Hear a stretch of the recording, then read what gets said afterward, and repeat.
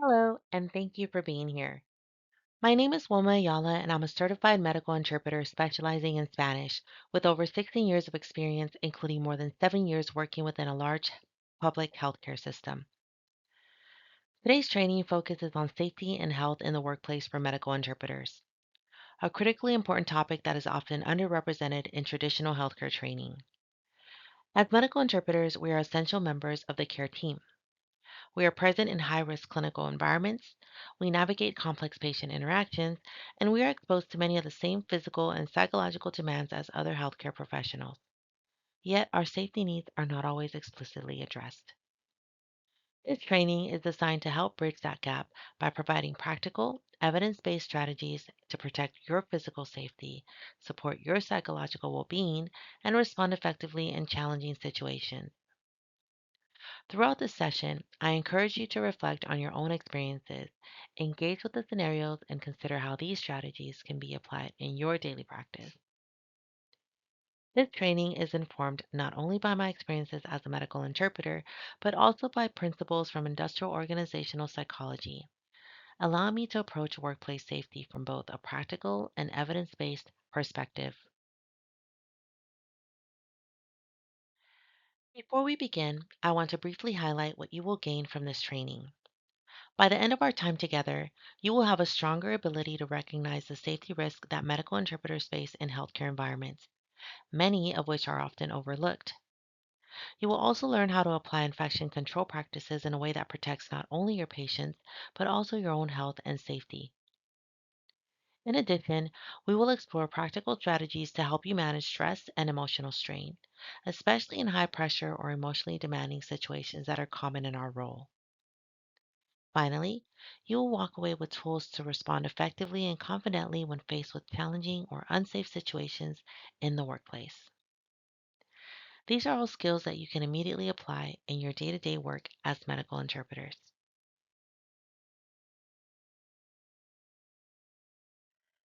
This training is grounded in research on adult learning and workplace training. Research on adult learning and workplace training shows that the way content is designed and delivered greatly influences whether learners retain information and apply it on the job. In this session, we focus on skills you can immediately use in your work as medical interpreters. You'll learn by doing through realistic scenarios and opportunities to reflect on situations you may encounter in clinical settings.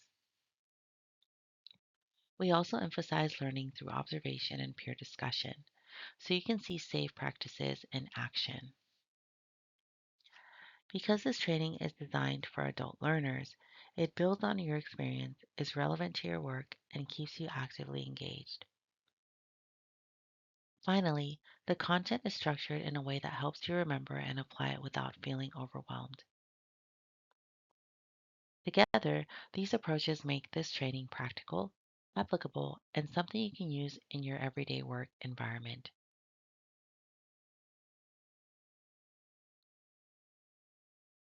Next, I'd like to share a short video from one of our Parkland interpreters. She explains what she enjoys about being a medical interpreter and why our work matters in patient care.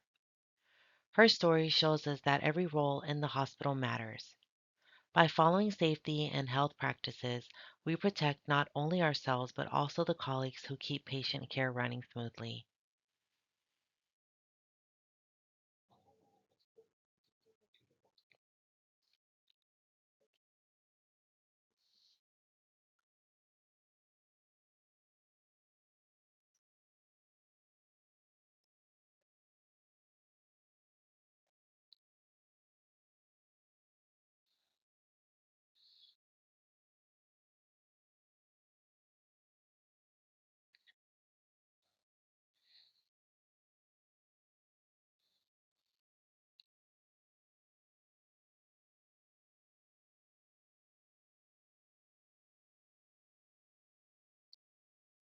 Now, let's take a closer look at why safety specifically matters for medical interpreters. Interpreters function as frontline healthcare workers, physically present in clinical environments, whether emergency departments, inpatient units, or outpatient settings, and often in close proximity to patients, providers, and potential hazards. Despite this, our exposure to risk is frequently underestimated. Unlike other healthcare professionals, interpreters are not always consistently included in safety protocols or training, even though we encounter many of the same risks, including infectious exposure, high stress interactions, and unpredictable patient behaviors. Importantly, interpreter safety is directly linked to patient safety. When interpreters are physically at risk, emotionally overwhelmed, or cognitively overloaded, it can impact communication accuracy, decision making, and overall quality of care. Protecting interpreter safety is not separate from patient care, it is an essential part of it.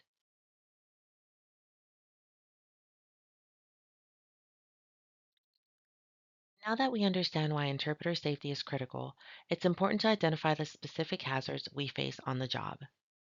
These hazards fall into four main categories: biological, physical, psychological, and organizational. Biological hazards include exposure to infectious disease or other pathogens. Proper infection control and use of protective equipment are essential to reduce these risks. Physical hazards involve fatigue, repetitive motions, or awkward postures, which can contribute to musculoskeletal strain and injury. Psychological hazards arise from stressful emotional, charged situations, such as witnessing trauma or patient suffering, which can lead to burnout or moral stress.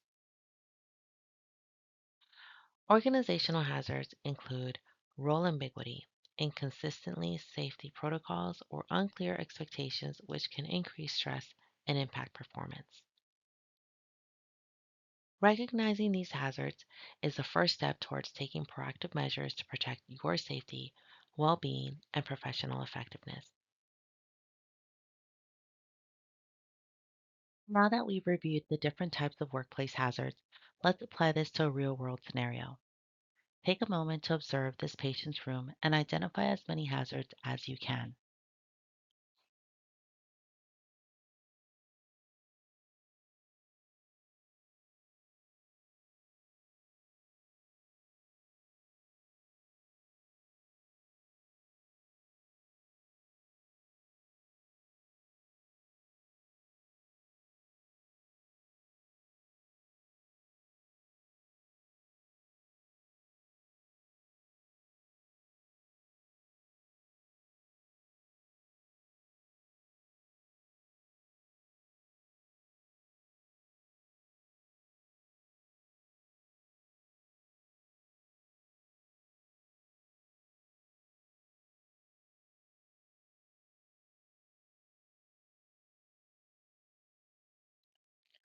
Let's walk through what we're seeing in this image. You may have noticed infection risk, such as patient coughing without proper protection. There are also physical hazards, including clutter and loose cords that could lead to injury. Additionally, this environment creates psychological strain due to the intensity and lack of organization. What's important to recognize is that hazards rarely occur in isolation. They often exist simultaneously, increasing overall risk. This exercise demonstrates how quickly hazards can be identified when we apply a structured way of thinking. Now that we've identified the main hazards medical interpreters face, let's talk about practical strategies to protect ourselves, starting with infection control. Infection control is not just a requirement, it's a key part of keeping ourselves, our patients, and our colleagues safe. This includes proper hand hygiene, use of personal protective equipment like gloves and masks, and understanding when and how to follow isolation precautions. Even small actions like sanitizing your equipment or maintaining appropriate distance when possible can significantly reduce risks. As interpreters, we are often in close contact with patients, so being vigilant about infection control helps maintain not only our safety, but also the quality and reliability of the interpretation we provide. Later in the session, we'll practice some scenario based exercises to see how these infection control practices can be applied in realistic situations you may encounter in your daily work. In addition to biological hazards, physical safety is another critical area for medical interpreters. Fatigue, repetitive motions, and awkward postures can lead to musculoskeletal strains, back or neck pain, and other physical issues over time. Because we often work at patient bedsides, in small rooms, or standing for long periods, it's essential to be mindful of our posture. Take micro breaks when possible and use ergonomic tools or setups whenever they are available. Fatigue doesn't just affect our bodies, it can also impact cognitive function, attention, and accuracy in interpretation.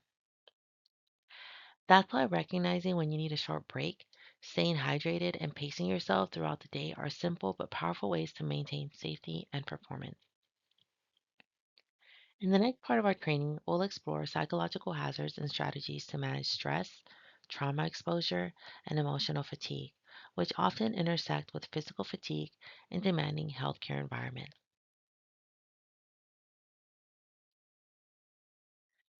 Beyond biological and physical hazards, medical interpreters are exposed to significant psychological hazards. High stress situations, trauma exposure, and emotionally charged patient interactions can lead to burnout, compassion fatigue, and moral distress. These psychological demands are often compounded by organizational factors such as unclear roles or inconsistent support, making it critical to proactively manage stress and maintain mental resilience. To illustrate this from a real world perspective, there are moments when personal and professional experiences intersect in particularly challenging ways. In practice, these situations can become more complex when an interpreter returns to work after experiencing personal loss and is then placed in encounters that closely mirror that experience. Interpreting for a family going through grief or loss in those moments can intensify emotional strain and make it more difficult to remain fully present and regulated. In those instances, the emotional weight is not only professional, it becomes deeply personal.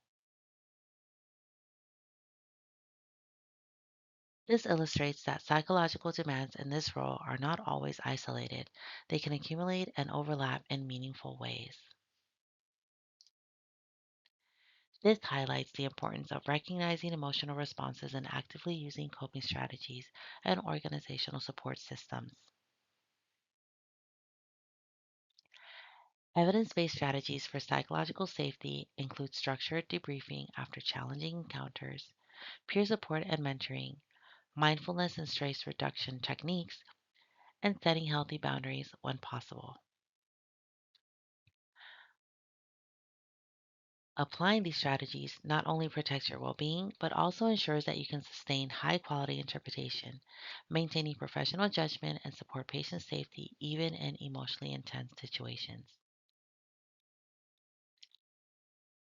In the next slide, we will address organizational and environmental factors, such as role clarity, communication protocols, and safety culture, which are equally essential to supporting your safety in the workplace.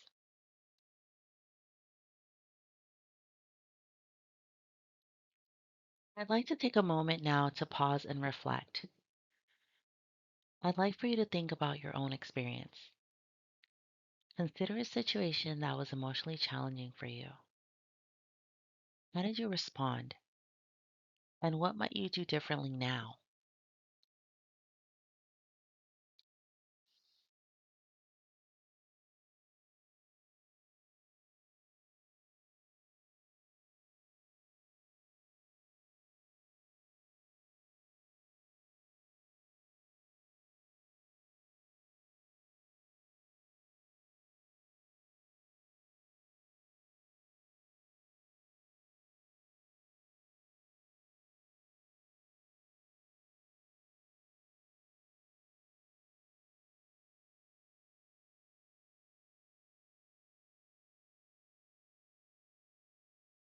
Having discussed the psychological hazards interpreters face, it's essential to focus on burnout prevention. Burnout can compromise both personal well being and professional performance, including the accuracy of quality and interpretation. There are three key areas to address. Number one, coping strategies. Coping strategies refers to techniques such as mindfulness, structured reflection, and stress reduction exercises that help manage daily stressors and emotional load. Practicing these regularly can increase resilience and reduce the impact of high pressure situations. Number two, organizational support. Organizational support refers to strong support from supervisors, clear communication, and access to resources such as debriefings or peer mentoring are critical in preventing burnout. Feeling connected and supported within your organization strengthens your ability to manage work demands. And number three, self regulation techniques. This entails setting boundaries, pacing work, taking micro breaks, and monitoring your own fatigue levels, helping maintain both mental and physical energy throughout your shift. By integrating these strategies, you can proactively protect your psychological well being, maintain high professional standards, and contribute to safer, more effective patient care. Another critical hazard that medical interpreters face is workplace violence. Research shows that healthcare workers, including interpreters, are at increased risk of verbal threats, aggressive behavior, and in some cases, physical assault from patients or visitors.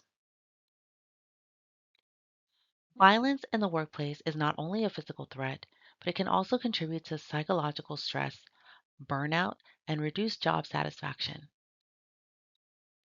It can impact our ability to interpret accurately, communicate effectively, and maintain professional composure.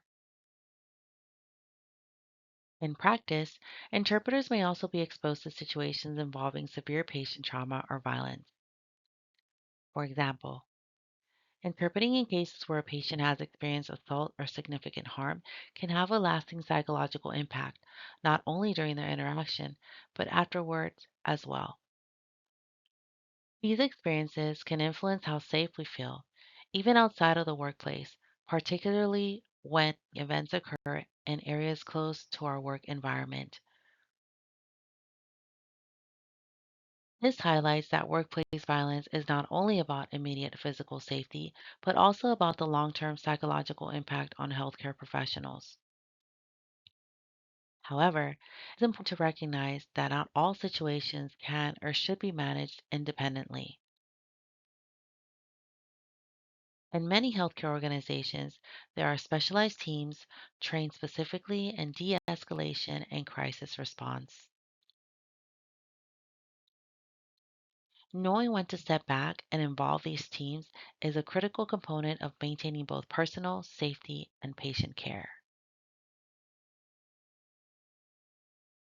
Ultimately, safety in these situations is not about managing everything alone.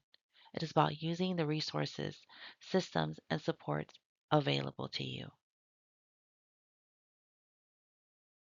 Let's now consider how these risks present in a more acute setting, such as the emergency department. Take a moment to observe the scenario and identify the hazards present, particularly from an interpreter's perspective. What hazards do you notice?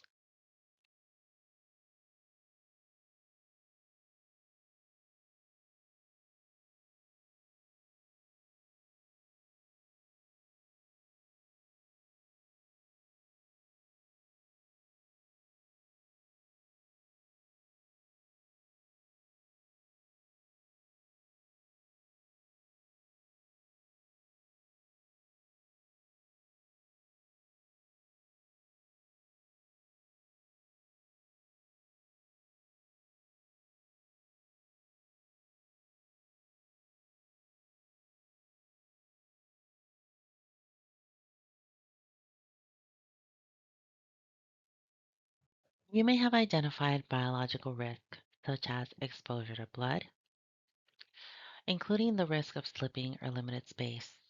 These are physical hazards. From an interpreter's perspective, positioning is critical, and in this situation, there is no clear safety boundary. Notice the patient on the table who seems to be upset. Suppose that patient overpowers the provider and the provider then becomes a hostage. There are two employees turning their back on the patient and the door. There's blood on the floor. There's cables lying around. This is a very dangerous situation to be in. Additionally, this environment presents significant psychological stress due to the traumatic nature of the case. Again, this exercise demonstrates how quickly hazards can be identified when we apply a structured way of thinking. Now I'd like to do a brief exercise called What Would You Say? What would you say if a patient is becoming agitated and raising their voice? Remember, you need to interpret while maintaining safety. So let's focus not just on what we would do, but how we would communicate in high risk situations. Take a moment to think about what you would say or how you would respond in this situation.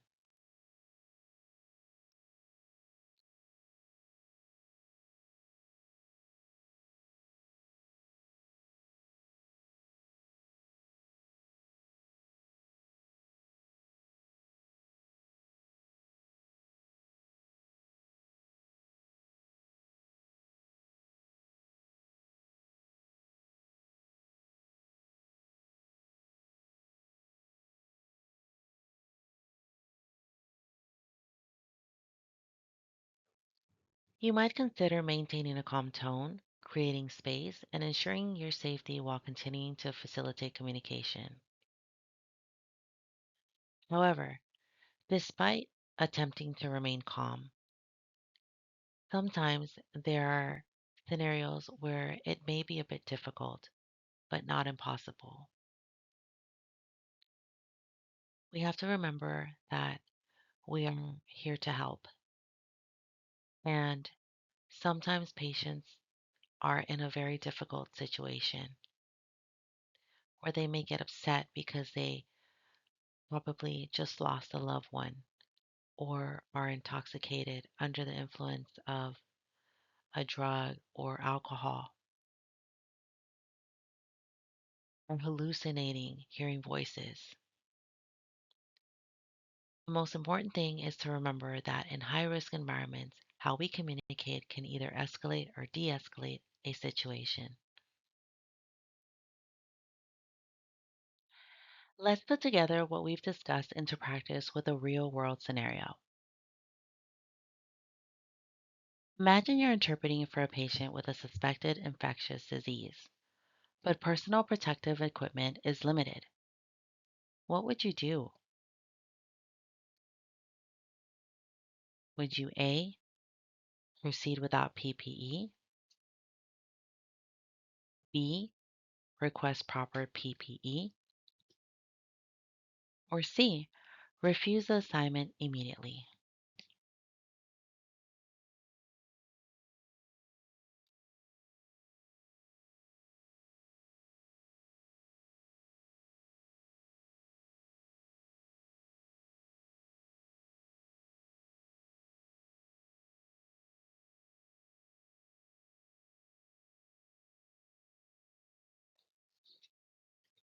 Let's go over the options. Would you A, proceed without PPE?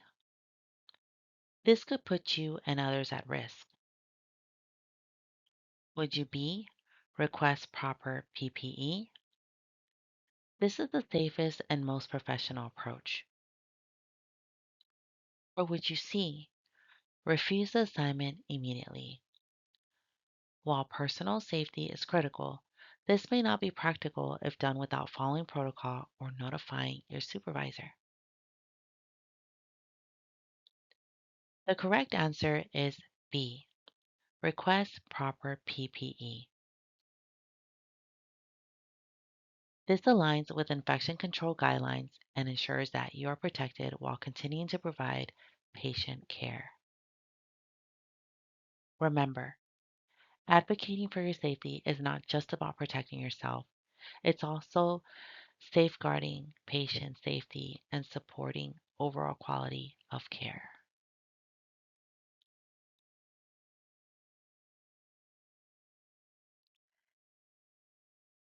Here's another scenario to apply what we've learned. This time, focus on workplace violence.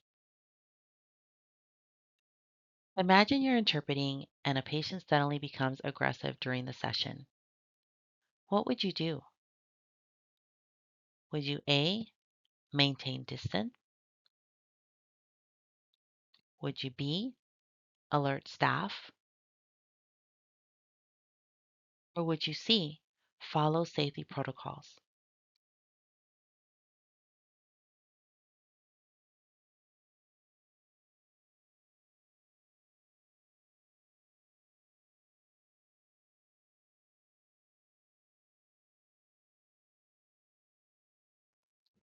Let's go over the options. A, maintain distance. This helps protect you physically but may not fully address the situation. B, alert staff. Notifying your colleagues ensures immediate support and intervention. Or C, follow safety protocols. Using the organization's established procedures for handling aggressive behavior ensures you act safely and appropriately. The best approach is actually a combination of all three. Maintain a safe distance, alert staff, and follow safety protocols. This integrated response protects your physical safety, ensures the patient receives proper care, and maintains professional standards. Remember, having a clear plan for handling aggression reduces risk, supports your psychological safety, and upholds patient safety.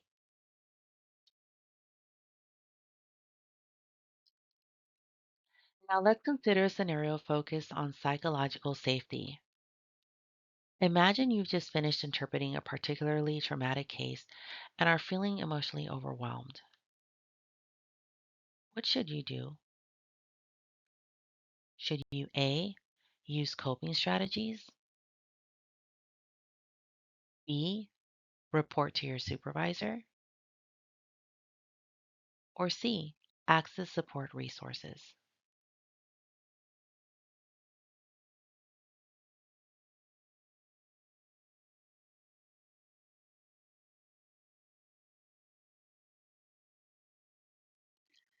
Let's go over the options. A, use coping strategies. Techniques such as mindfulness, structured reflection, or taking a short break can help regulate your stress and maintain your professional focus. B, report to your supervisor. Notifying a supervisor or manager helps ensure you have organizational support and guidance, and it contributes to a culture of safety. And C, access support resources. Peer support, counseling, and employee assistance programs provide additional layers of psychological safety and resilience building. The correct approach is all of the above. Utilizing coping strategies, seeking supervision, and accessing support resources together helps you process the experience safely, reduces the risk of burnout, and ensures you remain effective in your role. Remember, taking proactive steps after a traumatic case is not a sign of weakness. It is professional self care that preserves your well being and patient safety. Let's look at one more scenario, this time focused on fatigue and cognitive overload. You have been interpreting continuously and begin to feel mentally fatigued. What do you do? Do you A, continue without a break? B, request a short break? Or C, push through to finish faster?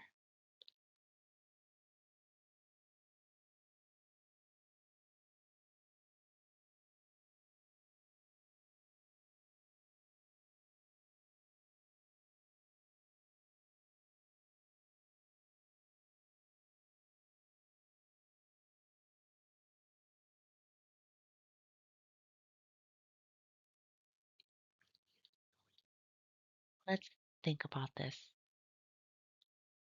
Some may feel pressure to continue without a break, especially in busy clinical environments.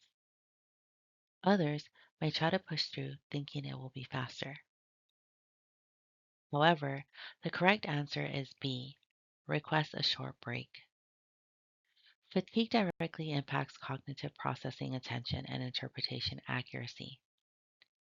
Taking even a short break helps maintain both your safety and the quality of care being provided. In practice, recognizing your limits is not a weakness, it is a professional responsibility.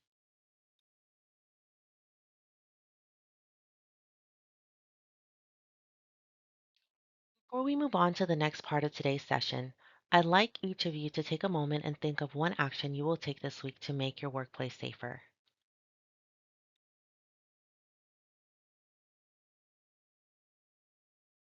This could be something as simple as reporting a hazard you notice, supporting a colleague, or double checking your PPE.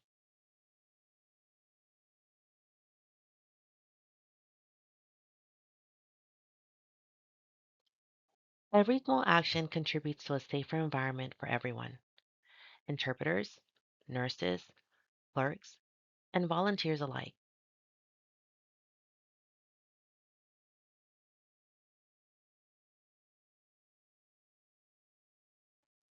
Think about how your actions impact not just your safety, but the safety of everyone around you. I'll give you a few moments to reflect, and if you want, jot it down so you can commit to it.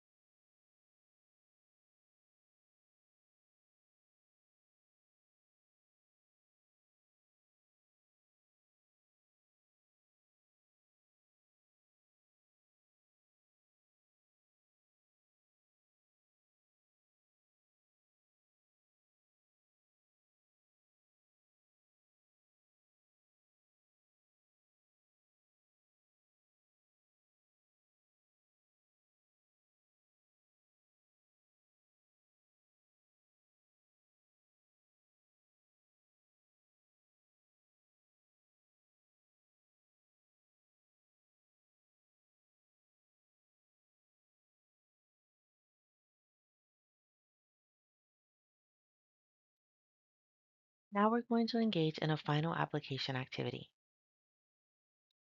In a live training, this would typically be done in small groups through role play.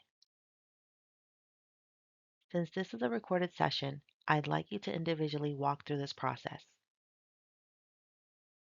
Think of a real situation you have experienced or one you could realistically encounter as a medical interpreter. This could involve infection risk, a difficult patient interaction, emotional stress, or any situation where safety was a concern.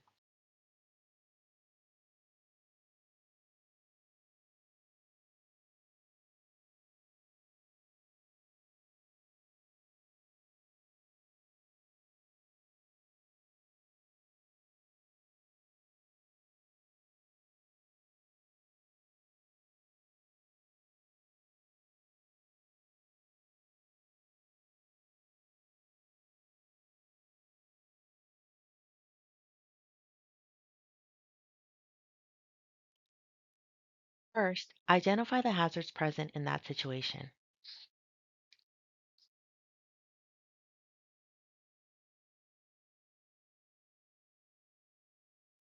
Consider whether they were biological, physical, psychological, or organizational.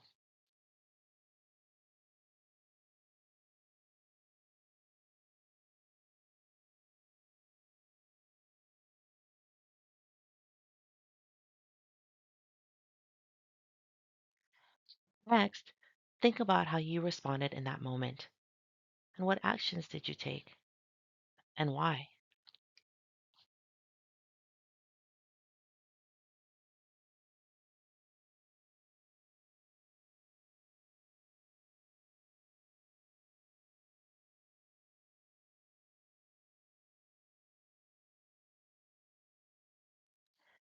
Now reflect on what you might do differently based on what we've discussed in this training.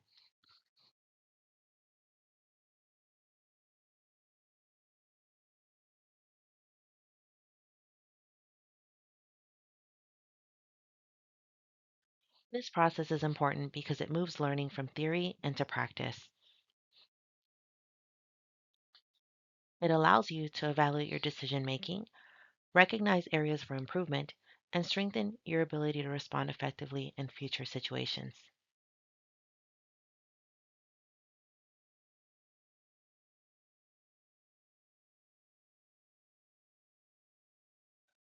This type of reflection aligns with experiential learning principles, where knowledge is developed through experience, reflection, and application.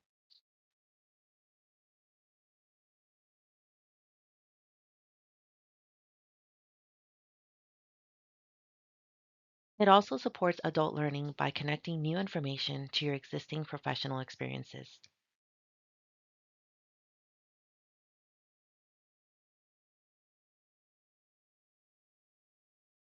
Because even without a group setting, taking time to reflect in this way strengthens your awareness and prepares you to respond more effectively in real world situations.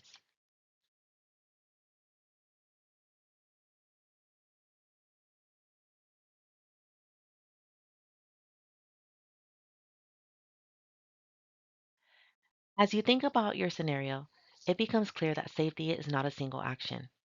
It is a series of decisions made in real time.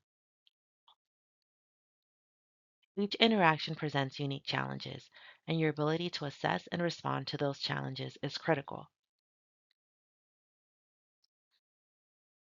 The goal of this training is not to eliminate risk entirely, but to equip you with the tools to manage it effectively.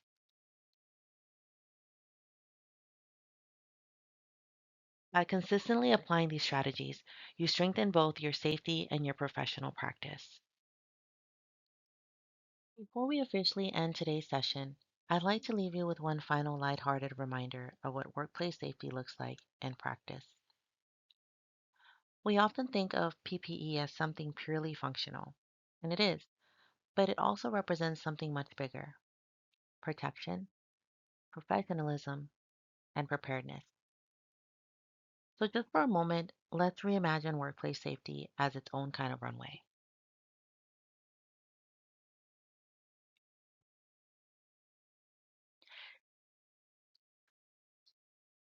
In healthcare, PPE might not be runway fashion, but it is always best practice.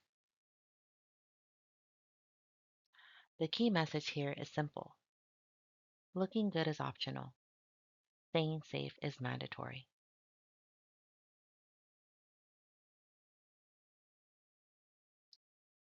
As we conclude the scenarios and discussion, let's review the key takeaways from today's training. Medical interpreters face biological, physical, psychological, and organizational risks. Being aware of these hazards is the first step in protecting yourself and maintaining safe patient care. Always advocate for proper PPE, follow infectious control guidelines, and adhere to organizational safety protocols to protect yourself and patients. Use coping strategies, self regulation techniques, and access organizational support to prevent burnout and maintain emotional resilience. Maintain situational awareness, use de escalation techniques, alert staff, and follow safety protocols to navigate aggressive or unsafe situations. Apply what you've learned and engage in reflective practices, scenario based exercises, and peer discussion to reinforce safe practices in your daily work as a medical interpreter. And remember, together these strategies help ensure your physical safety, psychological well being, and professional performance, which in turn supports high quality patient care.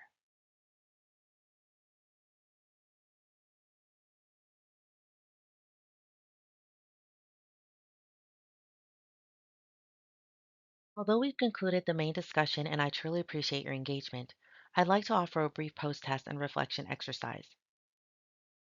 This is an opportunity to consolidate the key takeaways we just reviewed and think about how you'll apply them in real situations. Take a moment to reflect on each statement as I read it. I'll pause after each question to allow time for thought, and I'll provide context for why each is important.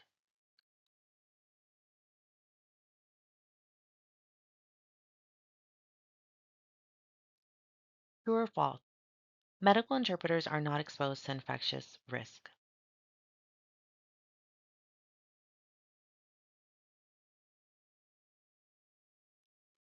False. Medical interpreters can encounter biological hazards just like other healthcare staff, especially during patient interactions or in areas with communicable diseases. Think about times when you might have been in close contact with patients and the precautions necessary.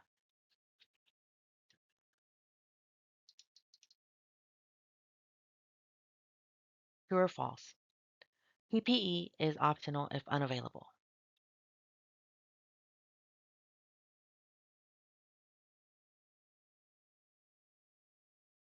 False. PPE should never be considered optional. If PPE is not immediately available, interpreters should follow organizational protocol to minimize exposure. Consider scenarios where you may need to escalate concerns to supervisors.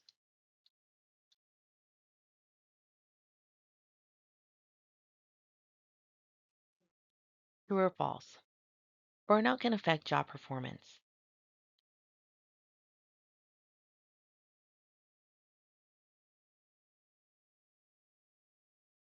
This is true. Psychological stress and emotional exhaustion can impact focus, decision making, and professional interactions. Reflect on strategies we discussed, like self regulation techniques or seeking organizational support.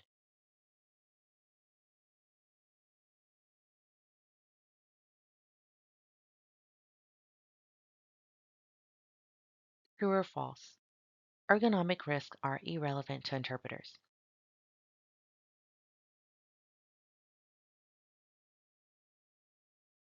False. Interpreters often work long hours in front of computers or in physical demanding situations.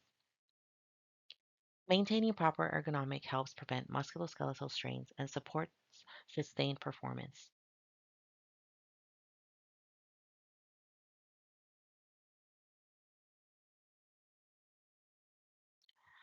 True or false?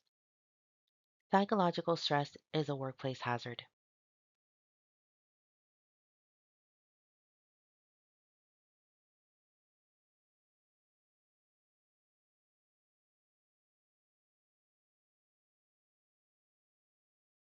True. Psychological hazards are real and can arise from high pressure situations, patient trauma, or exposure to workplace violence. Recognizing these hazards allow for proactive coping strategies.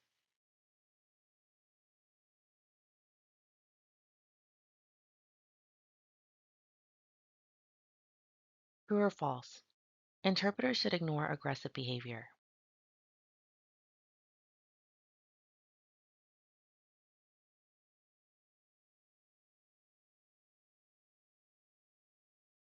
False. Aggressive behavior should be addressed using the de escalation techniques and by altering appropriate staff. Ignoring it can escalate risk to you and others.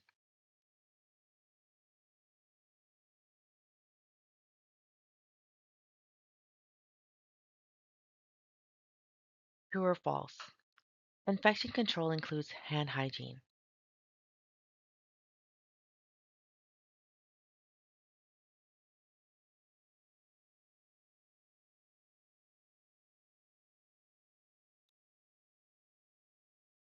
True.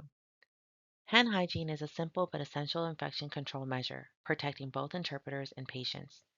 Think about how you consistently use hand hygiene reinforces organizational safety.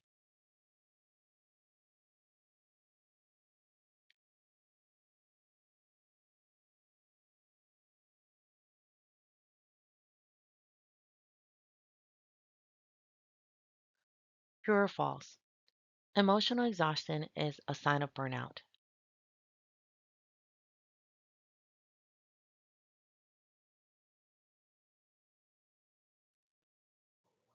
True. Recognizing early signs like fatigue or detachment is crucial to intervene and prevent long term burnout.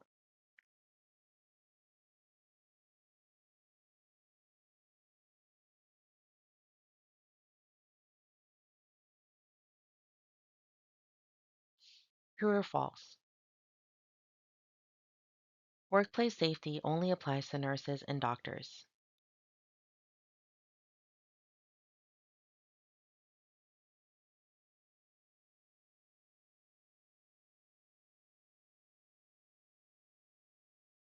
False. Safety protocols apply to everyone in the healthcare environment, including interpreters, administrative staff, and visitors.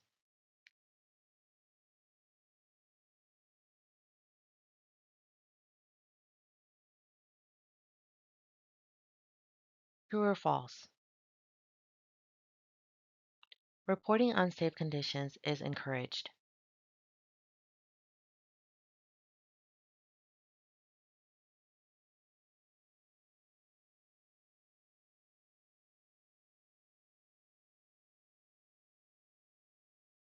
True.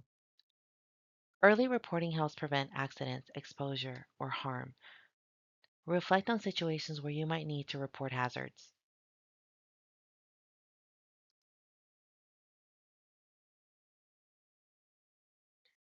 True or false? Social learning involves observing others.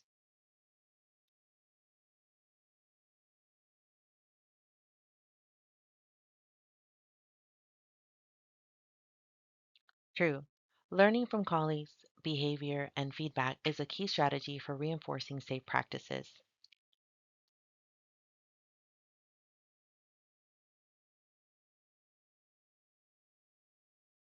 True or false?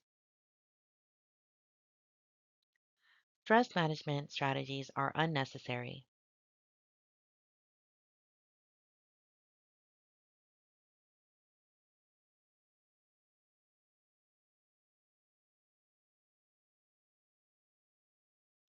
False.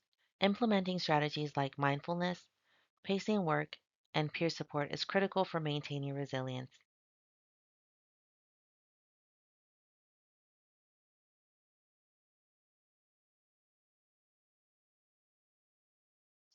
True or false? Interpreters can experience secondary trauma.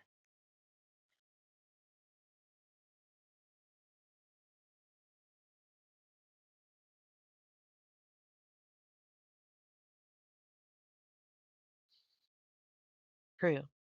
Exposure to patients' difficult experiences can affect interpreters emotionally, which is why reflection and organizational support are important.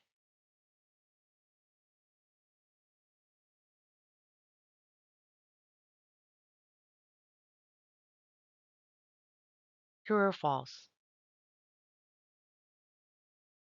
Safety training improves outcomes.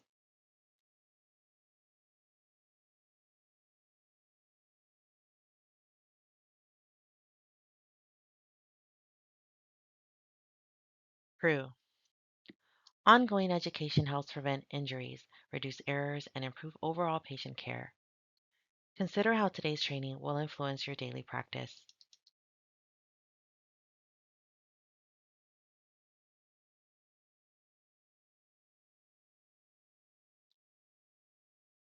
True or false? PPE should be considered correctly at all times.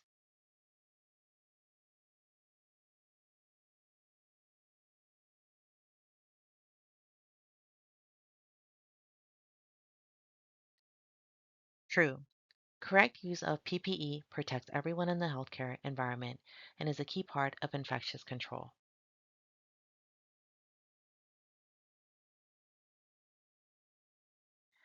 Thank you again for your attention and commitment to workplace safety.